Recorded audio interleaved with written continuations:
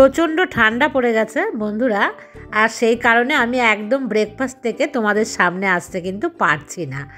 কারণ সকালবেলা গুটি সুটি পাকিয়ে মানে কোনো রকমে কিন্তু সকালের কাজটা করছি আর খাওয়া দাওয়াটা ওই কোনো রকমে সারছি। ক্যামেরা অন করে একটু ফ্রেশ হয়ে যে তোমাদের সামনে আসবো সেটা কিন্তু একদমই করতে পারছি না। যাই হোক বন্ধুরা, আমি তারপর থেকেই তোমাদের সাথে মানে সামনে আসার আমি চেষ্টা করছি। শুভ সকাল বন্ধুরা, আশা করছি তোমরা সবাই খুব খুব ভালো আছো, আর আমিও বেশ ভালোই আছি। আরও আর একটা শীতের সুন্দর সকাল তোমাদেরকে সাথে নিয়ে শুরু করছি। রোদ কিন্তু উঠেছে বেশ ঝলমলে। ফ্রিজে বেশ কয়েক রকম মাছ মানে অল্প অল্প করে রয়ে গেছে, তো সেই মাছগুলোকেই কিন্তু আমি এই 2-1 দিন ধরে রান্না করে খাচ্ছি। আর গোটা একটা বেগুন দেবো ওইটুখানি ইলিশ মাছের মধ্যে। বেগুন খেতে ভীষণ ভালোবাসি, আর এখনকার বেগুনগুলো তো ভীষণ নরম হয়। দুপুরবেলা যা রান্না হবে সেই সমস্ত কিন্তু কেটে মানে আমি একদম গ্যাসের কাছে রেখে দিলাম। এখন কিন্তু চলে আসলাম এই সমস্ত কাজগুলো করতে। দেখো, ঘরের পরিষ্কার পরিচ্ছন্নতা বজায় রাখা কিন্তু আমাদের একদম মানে সব সময় প্রয়োজন। শুধুমাত্র যে ঠাকুর পুজো দিলাম তাহলে এই যে ঘরের লক্ষ্মীশ্রী বজায় থাকে তা কিন্তু একদমই নয়। লক্ষ্মীশ্রী বজায় রাখতে হলে পরিষ্কার পরিচ্ছন্নতা আমাদের সব সময় কিন্তু এগুলোকে খেয়াল রাখতে হবে, কারণ ঘরে মা লক্ষ্মী বাস করে পরিষ্কার পরিচ্ছন্নতার ওপরেই। সে কারণে প্রত্যেকটা জিনিসের প্রতি আমাদের ঘুরিয়ে ফিরিয়ে যত্ন নেওয়াটা কিন্তু খুবই প্রয়োজন। আর এই ওয়েট মেশিনে আমি বেশ কতদিন কিন্তু আর ওয়েট করছি না, জানো তো, ভয়ে মানে ওজন তো অনেকটা বেড়ে গেছে, মানে ভীষণ ভয় পেয়ে যাচ্ছি যে কী করে এই ওজনটাকে নামাবো। প্রচুর পরিমাণে মিষ্টি খাওয়া হয়ে গেছে ওর বাবা থাকাকালীন।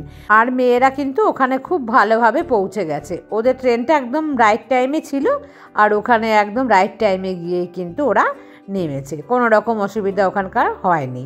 আর সেদিন সকালবেলা তো বাড়ি থেকে বললাম তোমাদেরকে লুচি বানিয়ে নিয়ে গেছিলাম, জানো তো, ভেবেছিলাম যে ওখানে গিয়ে ব্রেকফাস্ট করব। আর নবদ্বীপ হয়ে গিয়েছি তো সে কারণে 1 থেকে 1.5 ঘন্টা আগে কিন্তু বাড়ি থেকে বেরোতে হয়েছে। তার মানে বুঝতেই পেরেছো কত সকালে বেরিয়েছি, কারণ নবদ্বীপ থেকে ট্রেনটা ছিল মানে সকাল 8:30টার দিকে। আর সকাল 8:30 মানে আমরা 8টার মধ্যে মোটামুটি ওখানে পৌঁছে গেছি স্টেশনে, একটু আগেই গিয়েছি। আর অত সকালে বেরোতে হয়েছে সে কারণে কোনো রকম খাবার কিন্তু খেতে পারিনি। তারপরে আমার শরীর খারাপও ছিল, আর মেয়ে তো অত সকালে কিছুতেই খাবে না, একটা বিস্কিটও ও ঘরে খায়নি। ভাবলাম যে লুচিটা গিয়ে ওখানে খাবো, আর সে কারণে একটু বেশি লুচিই নিয়ে গিয়েছিলাম। আর আমি কী করেছি তো আসার সময় আর রিটার্ন নিয়ে আসিনি লুচিগুলো। আমি জানি মেয়ে তো অতগুলো লুচি খেতে পারবে না। ও কি করেছে জানো, লুচি খেতে এত ভালোবাসে বলে ওই সমস্ত লুচি নিয়ে ও চলে গেছে দেরাদুনে। যা খাবার খেয়েছে ও তিপন্ডা ট্রেনে, তারপরে বাদ বাকিগুলো বললো পরের দিন দুপুরবেলা ওখানে লাঞ্চে যে ওদের কি রাজমার সবজি হয়েছিল সেই রাজমা সবজি দিয়ে ও নাকি সেই 3 দিনের বাসি লুচি ও খেয়েছে। বলেছে আমি ফেলিনি, খেয়ে নিয়েছি। মানে বলছে লুচি না, লুচিতে তো খুব ভাল লাগে যতই বাসি হোক, রুটি হলে কিন্তু একটুও খেত না, সমস্ত রুটি ও ধরে ফেলে দিত। মানে এত বাঙালির লুচিতে লোভ, বিশেষ করে আমার মেয়ের তো ভীষণ। আর লুচি আমরা একদমই বাড়িতে কিন্তু বানাই না। আর সেই দিনের পর থেকে না, মানে যেদিন ওরকম শরীর খারাপ হয়েছিল তারপর থেকে খেয়াল করছি আমার যেন একটুখানি হজম শক্তিটা কম হচ্ছে। মাঝে যে বাঁধাকপি বানালাম কাল পরশু খেয়েছি 2 দিন, জানো তো, সেই মাছের মাথা দিয়ে বাঁধাকপি, ওটা খাওয়ার পর না পেটে দেখছি কীরকম একটুখানি মানে গড়বড় গড়বড় করছে, ঠিক মানে হজম মনে হয় হচ্ছে না। আর ভেবেছি সেই কারণে এখন আর বাঁধাকপি ফুলকপি না খাবো না, এই দুটো কিন্তু একটু হজম করতে টাইম লাগে। আর চৈতালি আমাকে বলেছে ওআরএস, আমি 2 প্যাকেট ওআরএস খেয়েছি, মানে আমার কাছে ছিল ওই 2 প্যাকেটই, আমি ওই 2 খেয়ে নিয়েছিলাম। তো ভেবেছি দেখি কাল পরশু গিয়ে আরও 2-4টে প্যাকেট এনে আমি রেখে দেবো, কারণ পেটের মধ্যে যদি একটুখানি ডাইজেস্টের সমস্যা হয় তখন কিন্তু এই ওআরএসের জলটা খেলে ভীষণ উপকার। আর বন্ধুরা চলো দেখায় লেবু, আজকে কিন্তু একটা লেবু তুলবো, একটু বড় হয়েছে, এরপরে পেকে ঝরে পড়ে যেতে পারে। দেখো বেশ কিন্তু বড় হয়েছে লেবুটা। বন্ধুরা আমি কিন্তু ওপরের কাজ সেরে নিয়ে তারপরে নিচে আসলাম, রান্না বান্না কিন্তু এখনও কিছু করিনি, অনেকটা লেটেই আমি শুরু করেছি কাজ আজকে। যাই হোক, সমস্ত কাজগুলোকে একদম গুছিয়ে না পরিষ্কার পরিচ্ছন্নভাবে আমি সমস্ত সেরে তারপরে যাব আমি রান্না বান্না করতে। আর এই চিনামাটির যেগুলো দেখছো এগুলো কিন্তু আমি কিনে নিয়ে এসেছি, ব্যবহার কিন্তু এখনও করিনি। তার আগে একবার ভালোভাবে আমি বাইরের জলে ধুয়ে নিচ্ছি, একটু ডিটারজেন্ট দিয়ে আমি মানে স্কচ ব্রাইট বুলিয়ে ধুয়ে নিচ্ছি, কারণ যে কোনো জিনিস ব্যবহারের আগে একবার ধুয়ে নেওয়া ভালো। আমার না ভীষণ ভাল লাগে এই চীনামাটির জিনিসগুলো দেখতে। তবে একরকম ডিজাইন আমি পাইনি, বিভিন্ন রকম পেয়েছি, তো বিভিন্ন রকম ডিজাইনই নিয়ে এসেছি। খুব ছোট ছোটও এনেছে জানো তো, বেশি বড়গুলো কিন্তু কাজে আমার হয়তো লাগবে না, দুটো এর জন্য বড় নিয়েছে, আর ছোটোগুলোর মধ্যেই বেশি লাগবে, কারণ একা থাকি তো খুব বেশি কিন্তু মশলাপাতি লাগে না, সে কারণে না আমি ইচ্ছে করেই ছোট ছোট দেখে কিনে নিয়ে এসেছি। আর এখন কটা বাজে বলো তো ঘড়ির কাঁটাতে? 12টা বাজে। আর 12টার জলেই আমি এসেছি, কারণ 9টার জলে আসা যায় না পেছনে, তখনও কিন্তু বেশ ঠান্ডা থাকে। আর আমার এই পেছনের এই জায়গাটাতে না ভীষণ হাওয়া দেয়। আমার হাউস হেল্পার যে কাজ করে ওর কিন্তু খুব মানে ঠান্ডা লাগে এই জায়গাটাতে। আমি সবসময় বলি ভালো করে কানটা ঢেকে নেবে, কারণ কানে প্রচণ্ড হাওয়া লাগে, আর আমি আসতেই পাই না সকালের দিকটাতে এখানে। তোমাদের সবার ভালোবাসার আমি কিন্তু খুব তাড়াতাড়ি সুস্থ হয়ে উঠেছি বন্ধুরা। আর এই কাজগুলো জানো তো করতেই হচ্ছে। ভাবছি যে কম কাজ করব সংসারের, আসলে অনেক দিন এই ধরনের ছোট ছোট কাজগুলো করি না। না দেখো, এই কাপড়গুলোকেও কিন্তু পরিষ্কার করে রাখতে হয়, আর পেছনে এসে না খুব ভালোভাবে পরিষ্কার করলে আমার মনে না খুব শান্তি হয়, বেশ ছাড়া ঝলে অনেকটা ভালোভাবে পরিষ্কার করা যায়।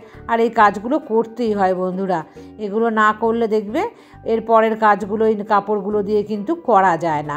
আর কত কাপড় আমি রাখবো বলো, অনেক অনেক বেশি করে কাপড় তো রাখা যায় না, কারণ ধুতেই হবে তোমাকে ওই কাপড়টা একটা সময়ের পর। সে কারণে এগুলোই ভেবেছি না আজকে ধুয়েই নিই পেছনের জলে।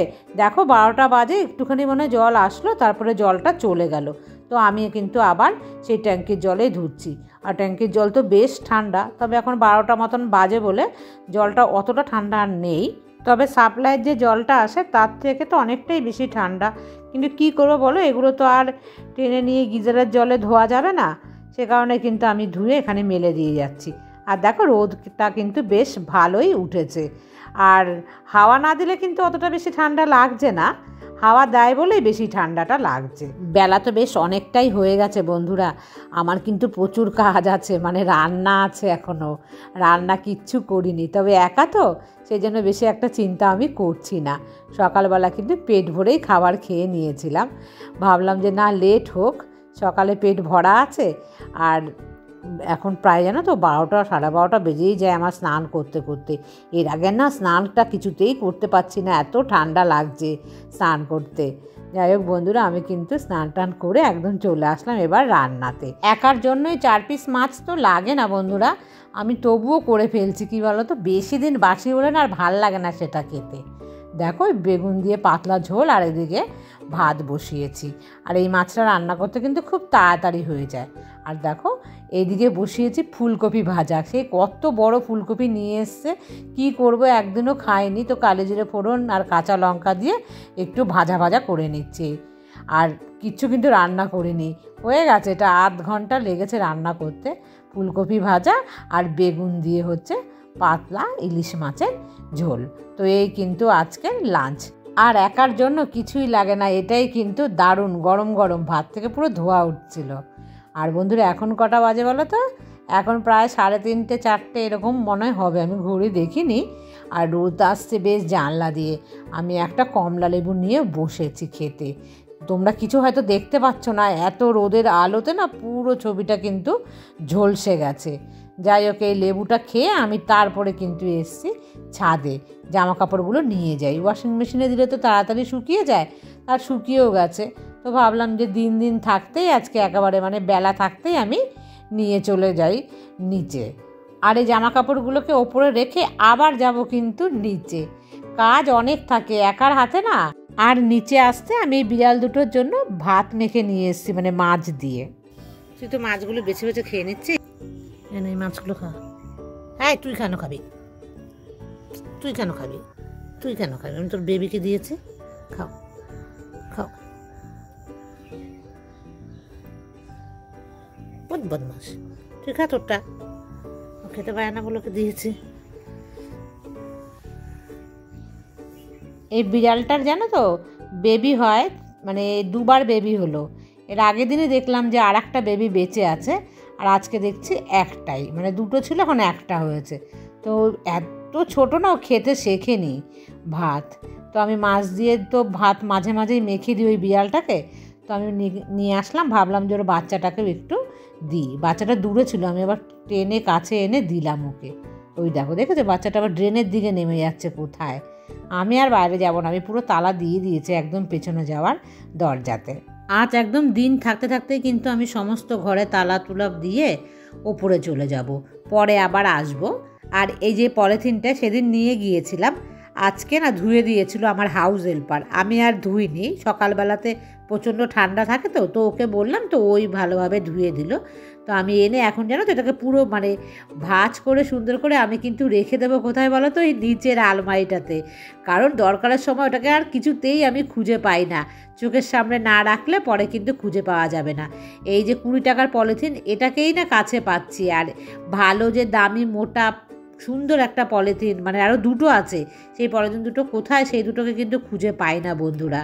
তো সেই কারণে এটাকে আলমারিতে আমার হাজব্যান্ড রেখে যায়, আর আমিও ব্যবহার করার পর এরকম ধুয়ে শুকিয়ে তারপরে কিন্তু আবার রেখে দিই, যাতে খুব সহজে হাতের কাছে পেয়ে যাই। আর এটা নিয়ে যাই বলে জানো তো বন্ধুরা, খুব উপকার হয় যেখানে সেখানে বসতে বা ব্যাগগুলো রাখতে। অনেকগুলো তো আমাদের সাথে ব্যাগ থাকে, সেগুলোকে মাটিতে রাখতে কিন্তু নোংরা হয়ে যায় না রাখলে। সে কারণে এটা নিলে কিন্তু ওর উপরে ব্যাগগুলোকে রাখাও যায়। যাই হোক বন্ধুরা, এই দেখো এগুলোকে আবার যত্ন করে কিন্তু এইভাবে আমি সাজিয়ে গুছিয়ে রেখে দিই। আর এই দেখো মাইক্রোফাইবার যে ক্লথগুলো, এগুলো একটু খারাপ হয়ে গেছে, কারণ বেশ কয়েক বছর তো হয়েছে, 8-10 বছর হচ্ছে আমি ওই সবুজগুলো কিন্তু ব্যবহার করছি। আর জিনিস যত্নের ওপরে ভালো থাকে, তারপরে অনেক দিন দীর্ঘদিন যদি ইউজ হয় সেগুলো তো একটু খারাপ হবেই বন্ধুরা, কোনো কিছুরই তো অমর অক্ষয় নয়। যাই হোক বন্ধুরা, দেখো এখন এসছি এই জামা কাপড়গুলোকে ভাঁজ করতে। আর তোমরা দেখেইছিলে বেশ অনেক জামা কাপড়ে কিন্তু হয়েছিল। সমস্তটাই অবশ্য ওয়াশিং মেশিনে দিয়েছি, আমি একটা রুমালও পর্যন্ত চেষ্টা করছি না এখন আর কাচার। আর ওই যে নোংরা পরিষ্কার করা যে কাপড়গুলো, ওগুলো তো আর ওয়াশিং মেশিনে দেওয়া যায় না, ওই অল্প কয়েকটা। তো সেই কারণে ওইগুলোই আমি কেবলমাত্র হাতে ধুয়ে নিচ্ছি, আর তাছাড়া কোনো কিছুই কিন্তু হাতে ধুচ্ছি না। আর এখন আপাতত ঠান্ডা এই ফেব্রুয়ারি মাস না যাওয়া অবধি আমি কিন্তু আর কোনো কিছুই হাতে ধোবো না। তো বন্ধুরা, আজকের মতন কিন্তু এই পর্যন্তই রাখছি, আবার দেখা হবে তোমাদের সাথে নেক্সট ব্লগে। ততক্ষণ তোমরা সবাই ভালো থেকো, সুস্থ থেকো, সাবধানে থেকো, টাটা।